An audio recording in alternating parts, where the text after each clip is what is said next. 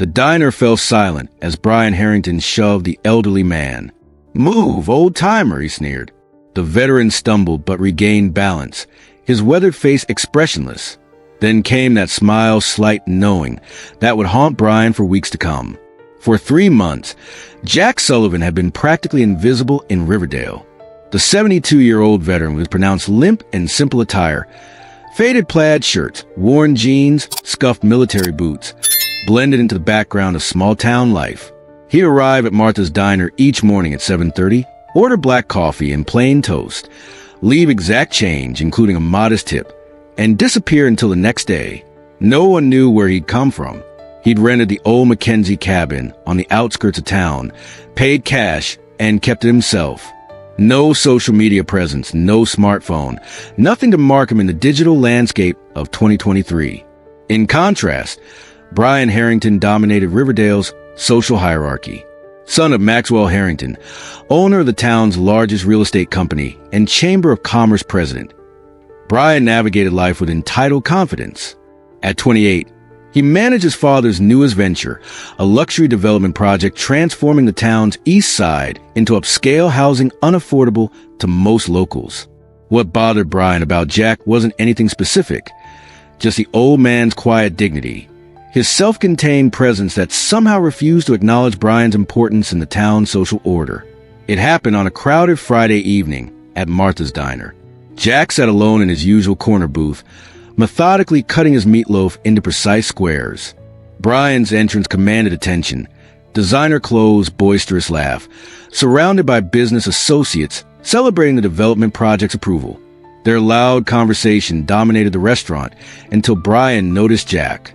"Well, if it isn't Riverdale's mystery man," Brian called across the diner, voice cutting through conversations. "Still hiding out in our little town?" Jack continued eating. Seemingly not hearing the comment, Brian's expression hardened. "I'm talking to you, old-timer." The diner quieted as customers sensed a brewing confrontation. Phones appeared, ready to capture whatever came next. Jack looked up, his face neutral. "Something I can help you with, son?" "Yeah, actually," Brian approached, looming over Jack's table. "You can stop acting like you don't belong here. No friends, no community involvement. What's your problem?" "I don't have a problem," Jack replied evenly, his voice surprisingly steady despite his age. Something about the old man's composure ignited Brian's irritation. "That's exactly what I mean, that attitude." Without warning, Brian pushed Jack's shoulder, hard enough to knock him against the booth. "You think you're special because you're old? Some kind of war hero," he sneered. The diner gasped collectively. Jack slowly straightened, a red mark forming where he'd hit the wall. Then came that smile, slight but disconcerting, that made Brian take an involuntary step backward. By morning, video of the confrontation had spread through Riverdale's unofficial social networks. Comments ranged from outrage to uncomfortable defense of Brian, with timestamps showing the clip being shared every few minutes. "Did you see how the old guy didn't even flinch?" wrote one commenter. "Something about his eyes gave me chills." Martha, the diner's owner, found herself defending Jack to curious customers. "He's never been anything but polite," she insisted. "Pays his bill, doesn't bother anyone." Sheriff Collins watched the video 3 times before calling Mayor Thompson. "This doesn't look good for the town," he said. Harrington's boy bullying an elderly veteran. The word veteran caught everyone's attention. No one had confirmed Jack's military background. Yet something about him, his posture perhaps, or the disciplined way he carried himself despite his age and limp, made the assumption feel right. When Jack entered the diner the next morning, following his usual routine, customers watched with new interest. As he sat down, a metallic glint caught Martha's eye, an old-style military dog tag, normally hidden beneath his shirt, momentarily visible as he reached for a menu. She wondered what other secrets this quiet old man might be hiding.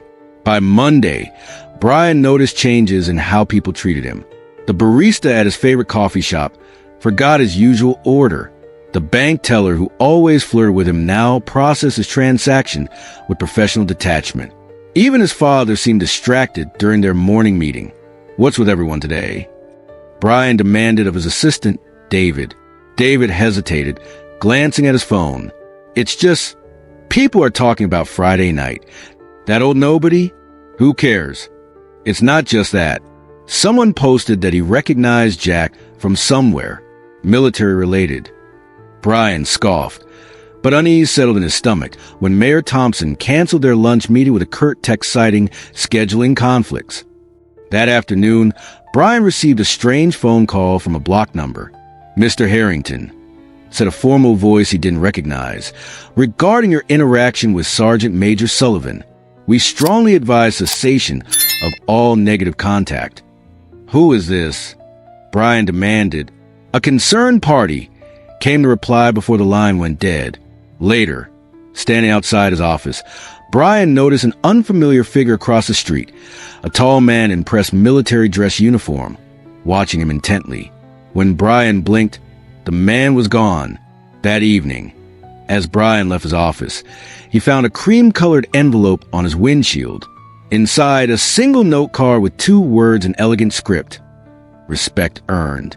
Brian crumpled the card, but couldn't shake the feeling that his comfortable world was suddenly, inexplicably, beginning to unravel. The military officer appeared again the next day, this time at Martha's Diner during the lunch rush.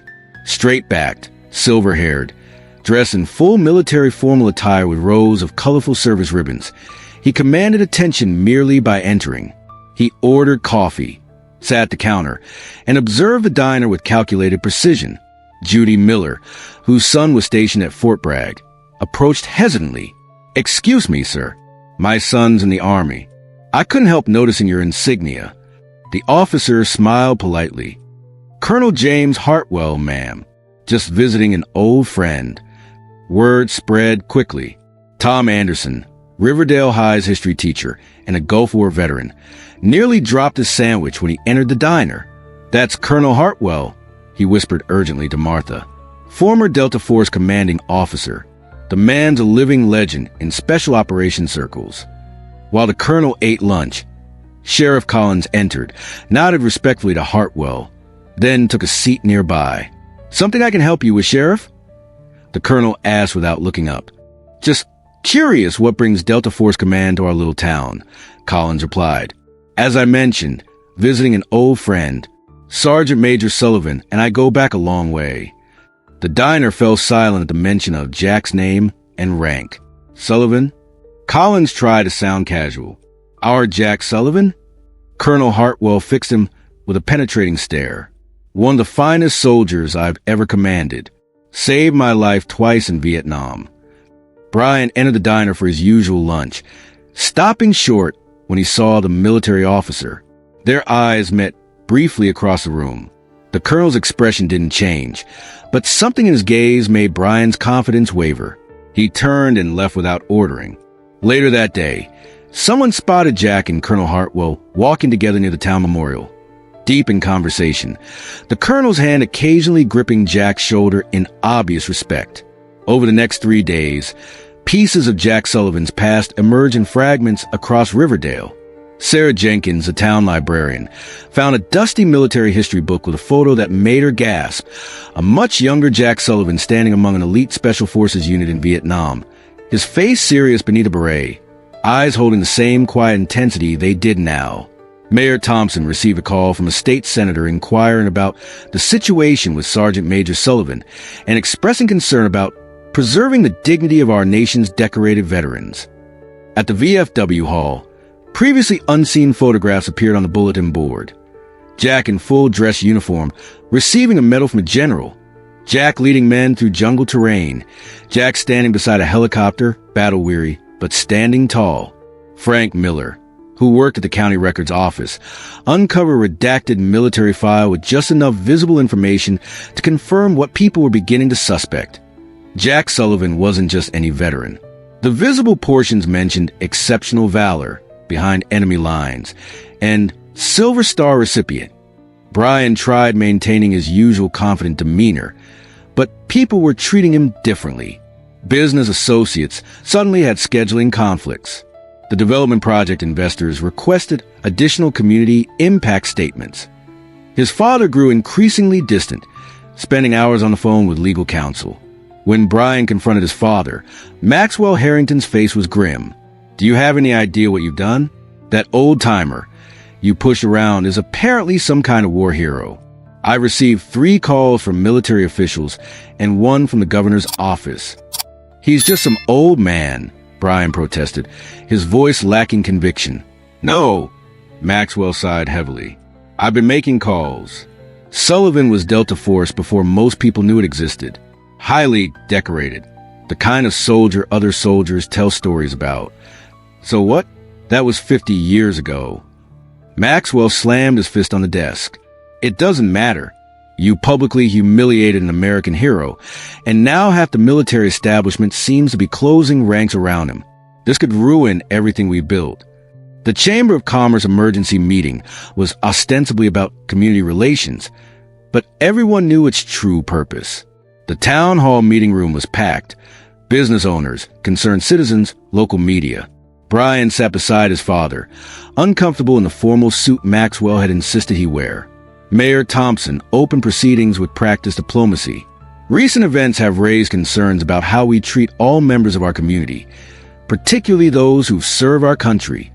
Brian shifted in his seat as several people turned to stare at him. The discussion began civilly enough. Proposals for veteran appreciation events, suggestions for community outreach programs. Then Sheriff Collins cleared his throat. "I believe we need to address the specific incident that prompted this meeting." A projector screen descended from the ceiling. The room darkened, and suddenly Brian was watching himself push Jack Sullivan, the veteran's body hitting the booth wall. "This video has over 2 million views online," Collins stated flatly. More footage appeared. Brian berating a waitress for a minor mistake. Brian intimidating an elderly man who'd parked too close to his car. Brian mocking a homeless veteran outside the grocery store. These were all reported but never addressed. Collins continued. Maxwell Harrington stood abruptly. "This is outrageous. My son may have made mistakes, but this public shaming is appropriate," interrupted a voice from back. Colonel Hartwell stepped forward in full dress uniform, followed by 3 other military officers of similar rank. "When one of our nation's heroes is disrespected," Hartwell continued, "it reflects on all of us. Sergeant Major Sullivan earned his place of honor through blood and sacrifice. This is a civilian matter," Maxwell insisted. "Is it?" Colonel Hartwell gestured, and the doors opened again. Jack Sullivan entered, walking slowly with his characteristic limp, still in his simple clothes. But now, pinned carefully to his faded shirt, was a Silver Star, America's 3rd highest military decoration for valor. The room fell silent as Jack made his way to the front, his quiet dignity commanding more respect than any shouted order could have.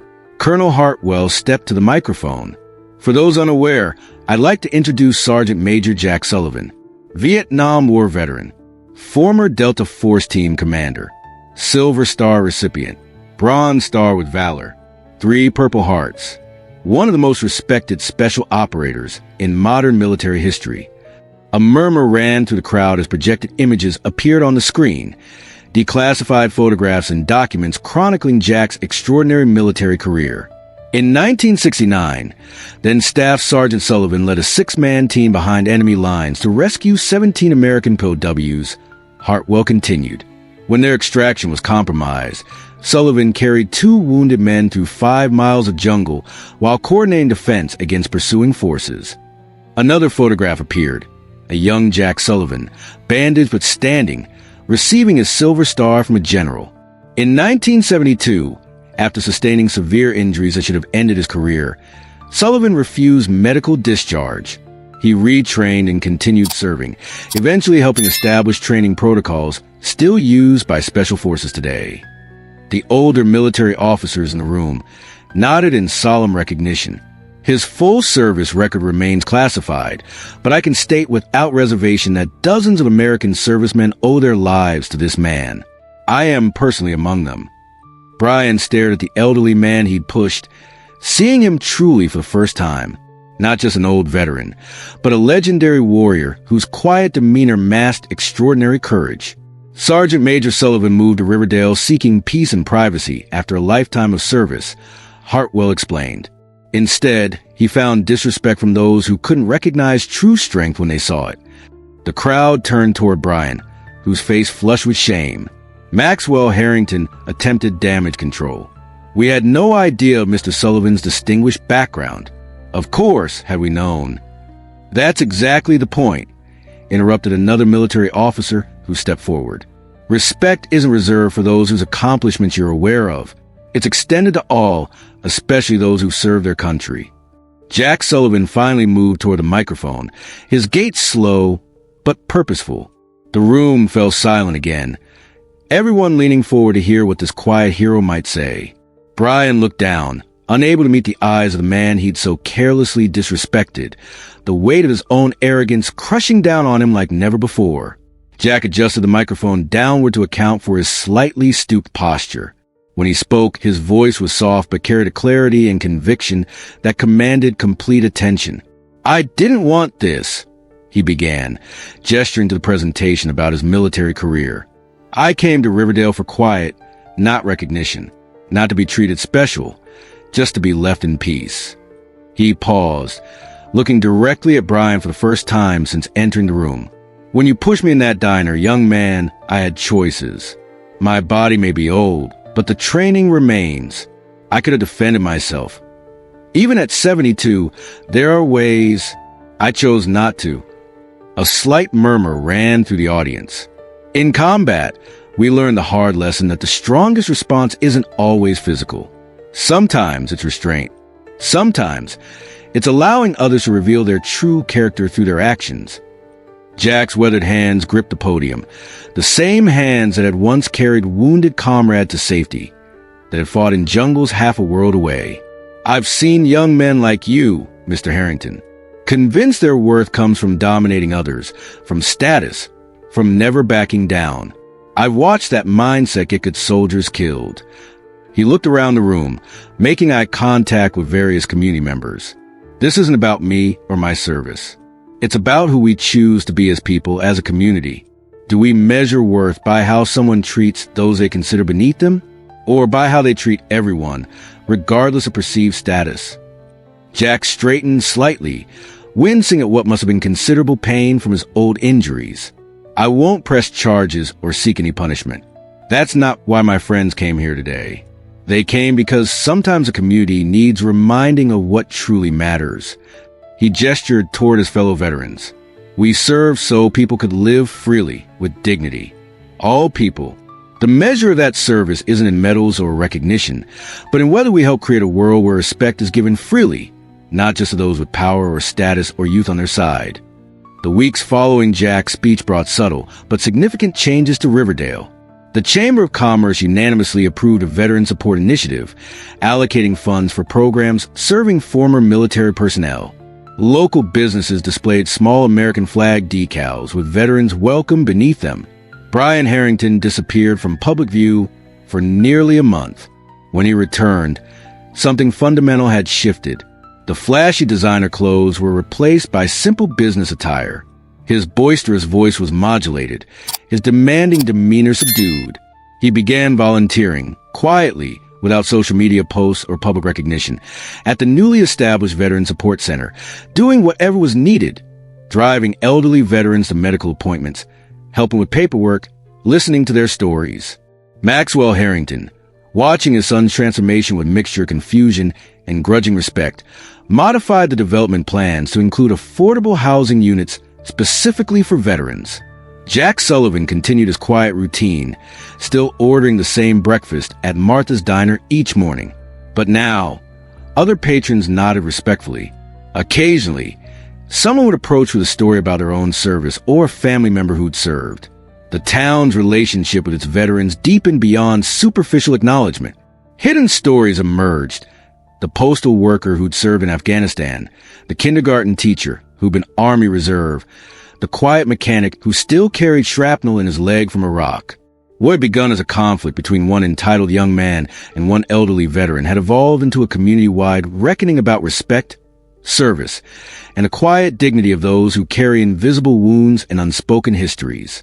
6 months later, Jack Sullivan sat on a bench outside the Veteran Support Center, watching as Brian Harrington helped an elderly Marine veteran from a car into a wheelchair. Colonel Hartwell, in town for the center's official dedication ceremony, settled beside Jack. "Never expected this outcome," Hartwell commented, nodding toward Brian. Jack's weathered face creased in a slight smile. Sometimes the hardest battles change the right people. The center, converted from a vacant downtown building donated by Harrington Real Estate, had become a gathering place for veterans and a resource hub for services many had previously struggled to access. Brian approached after settling the Marine veteran inside. He'd lost his arrogant swagger, carrying himself with newfound humility. "We're ready whenever you are, Mr. Sullivan," he said respectfully. Jack nodded, rising slowly. "It's still Sergeant Major to you, son," he replied, but the twinkle in his eyes softened correction. This story reminds us that respect isn't determined by age, appearance, or social status. It's earned through character and actions. The quiet heroes among us often carry untold stories of courage and sacrifice. Have you ever misjudged someone before knowing their full story? Or encountered a quiet hero whose dignity changed your perspective? Share your experience in the comments below. If this story touched you, please like and subscribe for more powerful reminders of the strength found in unexpected places.